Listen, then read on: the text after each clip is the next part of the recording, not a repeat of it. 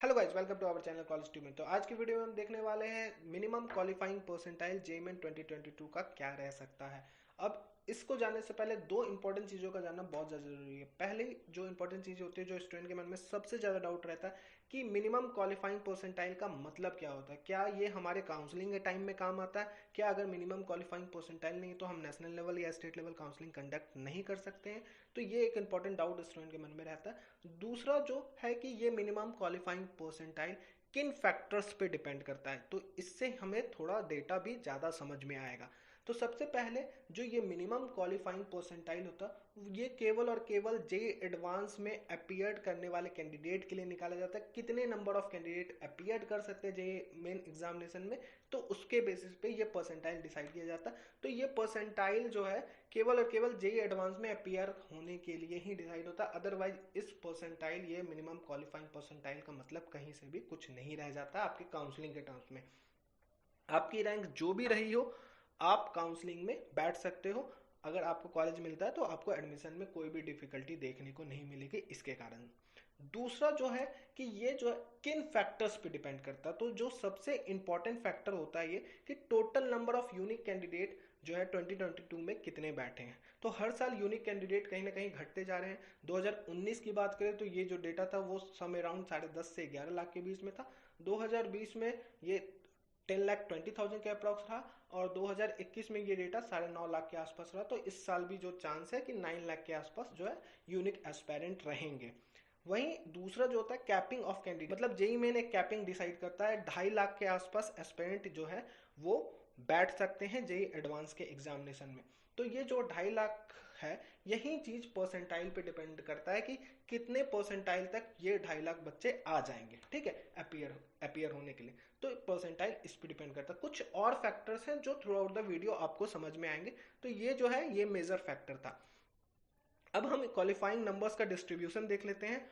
Open category के लिए आप यहाँ पे क्लियरली देख सकते हो कि ये जो है डिस्ट्रीब्यूशन 96,000 के। अब ये ओपन कैटेगरी का मतलब ये नहीं हुआ कि जनरल कैटेगरी। अब ये जो टॉप 96,000 बच्चे हैं, इसमें चाहे ओबीसी भी आ सकता है, एससी भी आ सकता है, एसटी भी आ सकता है और हमारा ईडब्ल्यूएस भी आ सकता है जनरल के अलावा, ठीक है। मतलब 96,000 के अंदर अगर आप ओबीसी भी हो तो आप कहीं ना कहीं ओपन कैटेगरी से क्वालिफाई कर रहे हो। अब इस 96,000 के नीचे जो होंगे वो उस पर आपकी कैटेगरी लगती है। अगर आप 96,000 के बाहर हो तो फिर आपकी कैटेगरी देखी जाती है कि आपकी कैटेगरी क्या है, मतलब ओबीसी है, एससी है, एसटी है। तो उसके बेसिस पे आपको फिर क्वालिफाई किया जाता है। अगर इन केस आप टॉप 96,000 में हो तो आप जो भी कैटेगरी से रह रहे हो, लेकिन आप जो क्वालिफाई करोगे वो ओपन कैटेगरी से ही क्वालिफाई करोगे, ठीक है। फिर ओपन पीडब्ल्यूडी के लिए 5,000, उसी तरीके से जनरल ईडब्ल्यूएस के लिए 23,750, पीडब्ल्यूडी के लिए 1250। इसी तरीके से आप डेटा को देख सकते हो, यहाँ पे स्क्रीनशॉट लेके भी आप रख सकते हो कितने। अब जो ये 2.5 लाख है, ये नंबर इंक्रीज कर सकता है कब? जब आपका अगर रैंक सेम आ जाता है, नॉट परसेंटाइल सेम, अगर आपका रैंक सेम रह रहा है तो कहीं ना कहीं ये जो है डेटा 2.5 लाख वाला डेटा बढ़ जाएगा। सेम जैसे 7,000 पे 4 कैंडिडेट 7,000 रैंक मिला हुआ है इनको, तो वो चारों क्वालिफाई करेंगे और ये डेटा कहीं ना कहीं इंक्रीज करेगा। लेकिन अगर आपकी परसेंटाइल सेम रह जाती है, मतलब जैसे 96 परसेंटाइल पे अगर बहुत सारे स्टूडेंट हैं, तो वो फिर यूनिक कैंडिडेट ही माने जाएंगे अगर आपका रैंक डिफर कर रहा है तो यहाँ पे हम देख लेते हैं ओपन कैटेगरी से जो डेटा रहा था वो क्या रहा था। 2019 में हम देखें तो 89 पॉइंट, वहीं पे 89 पॉइंट आप देख रहे हो 75 के आसपास ये जो था ये मिनिमम क्वालिफाइंग परसेंटाइल गया था for appearing in JEE advance examination. यहीं बढ़ के 90.37 हो गया और ये जो है फिर घट के 87.89 चला गया 21 में। अब यहाँ पे क्या है कि हम एक चीज को नोटिस कर रहे हैं कि कहीं ना कहीं ये जो एस्पेरेंट थे 2019 में वो ज़्यादा थे एज कम्पेयर टू 2020।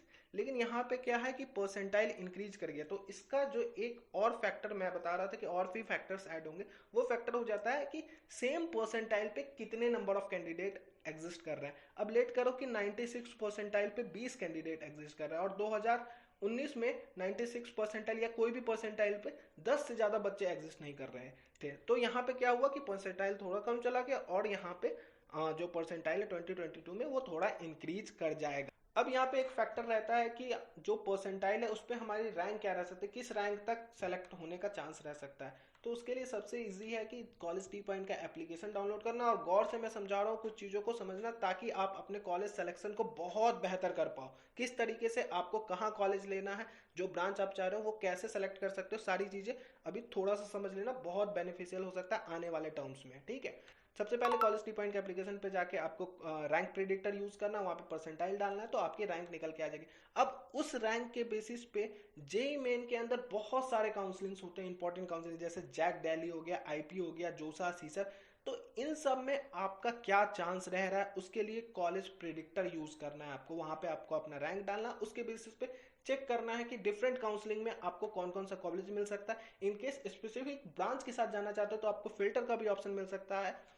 आपको फिल्टर का भी ऑप्शन मिलता है, वहां पे फिल्टर का ऑप्शन यूज करो और देखो कि जो जो ब्रांच चाहिए उसमें आपको कौन से कॉलेज मिल पा रहा है, और उनका रिटर्न ऑन इन्वेस्टमेंट क्या है। वहां पे आपकी प्लेसमेंट 3 साल की स्टैट दिखाई जाती है, फी स्ट्रक्चर दिखाया जाता है, तो रिटर्न और इन्वेस्टमेंट के हिसाब से कौन सा कॉलेज बेहतर रहेगा और कौन सा काउंसलिंग कंडक्ट करना चाहिए आपके लिए ईजी हो जाता है। साथ ही साथ जो कॉलेज आपको मिल रहा है उसकी 3 ईयर डेटा एनालिसिस दी हुई होती है कि कट ऑफ जो है वो अप जा रहा है या डाउन जा रहा है। लेट करो आपका 90,000 रैंक है और 90,000 पे ही कोई कॉलेज मिल रहा है, तो वहां पे आपको ये भी देखना है जो प्रीवियस ईयर जो ट्रेंड रहा था उसके अकॉर्डिंग जो कट ऑफ अप जा रहा है तो आपकी चांस हाई हो जाएगी, मतलब 95,000 तक भी जा सकता है कॉलेज, 1 लाख तक भी जा सकता है। अगर वहीं कट ऑफ ट्रेंड लो जा रहा है तो देयर इज अ पॉसिबिलिटी कि आपको वो कॉलेज शायद ना मिल पाए। तो कट ऑफ ट्रेंड देखना बहुत ज़्यादा जरूरी होता है, इससे आप मिनिमम रिस्क फैक्टर पे रहोगे अगर आप अच्छे से एनालिसिस करते हो। साथ ही साथ आपको टूल्स मिलता है कि जो जो काउंसलिंग आप कंडक्ट कर रहे हैं उसमें चॉइस प्रेफरेंस आपको कैसे सेट करना है। चॉइस प्रेफरेंस बहुत इंपॉर्टेंट होता है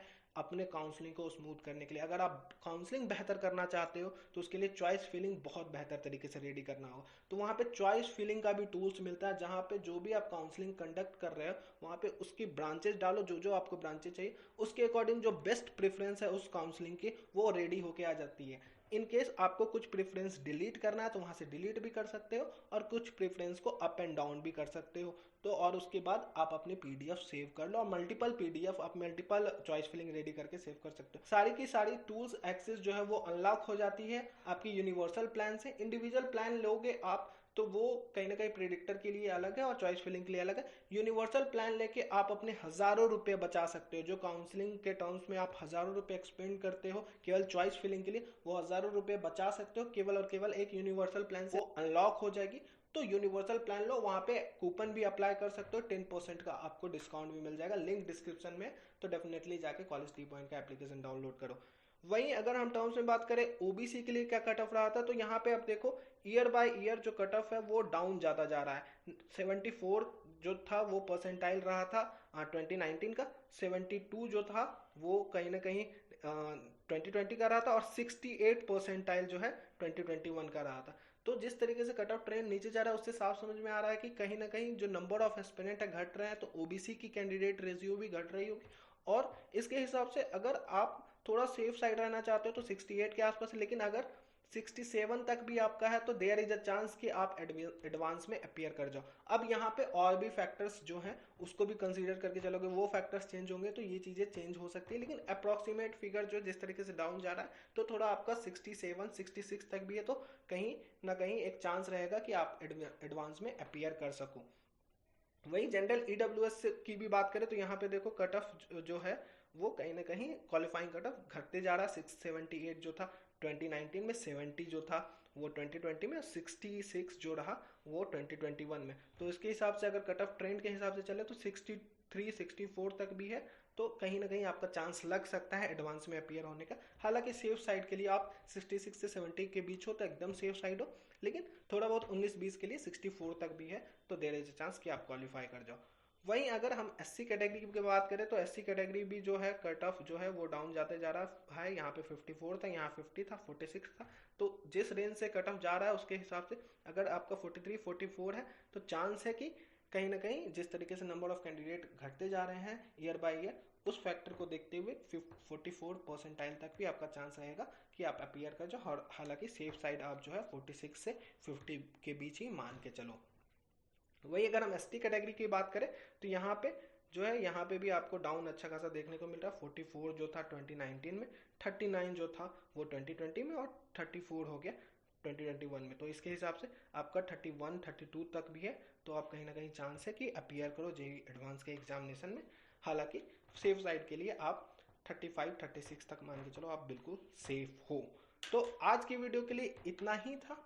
अभी बहुत सारी डिटेल्ड वीडियो आने वाली है जिसमें हम डिस्कस करते हुए नजर आएंगे कि कितने रैंक तक जनरल कैटेगरी को एनआईटीज मिल सकता है, आईआईटीज मिल सकता है, या ट्रिपल आईटीज मिल सकता है। सारी चीज़ों को हम डिस्कस करेंगे। और साथ ही साथ बहुत सारे वीडियोस एनआईटीज, आईआईटीज या फिर जीएफटीआईज रिलेटेड आने वाले हैं इस चैनल पे, जिसमें हम डेप्थ एनालिसिस करेंगे, लॉजिकल एनालिसिस करेंगे। तो चैनल बहुत ज़्यादा बेनिफिट करने वाला है आपको थ्रू आउट द काउंसलिंग। तो चैनल को कर लो सब्सक्राइब और वीडियो को कर दो लाइक, और कॉलेज टी पॉइंट का एप्लीकेशन डाउनलोड कर लो, ताकि आपको ये पता चल सके जो भी आपकी परसेंटाइल है उसके बेसिस पे आपकी रैंक और कौन कौन से कॉलेजेस मिल सकते हैं। Thank you and best of luck.